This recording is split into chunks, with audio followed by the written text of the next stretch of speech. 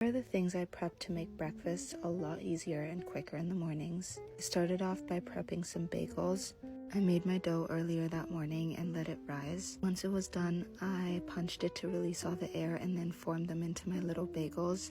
While I was forming them, I heated up some water and honey on the stove to drop them into and boil them really quickly before pulling them out and adding some toppings. I popped those in the oven and got started on making some applesauce. I've been craving applesauce so much lately and my kids love it. They always have it on top of waffles or pancakes, so I made extra this week. I also had some strawberries that I wanted to use up, so I added those in as well. I boiled my apples on the stove with some water and sweetener until they were soft and added in my strawberries before blending it up.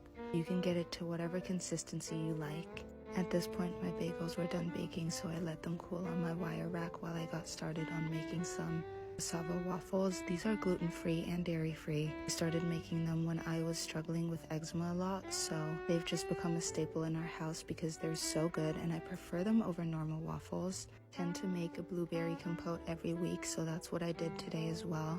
I let that cool and made some pickled onions and jalapenos. I used my mandolin to slice them, added some smashed garlic, my vinegar mixture, and also some chili flakes. Gave that a good mix and set that aside. We've been loving breakfast potatoes, so I also wanted to add something savory. I fried up some sausage and added broccolini to that, and then fried up my potatoes and onions separately. While that was going, I made a quick pico, which goes really well with the breakfast potatoes and sausage, but also on some breakfast tacos. I put that in little glass containers to cool off and waited until they were cold enough to pop a lid on top, but this is everything I prepped. I love having both sweet and savory options to grab in the morning.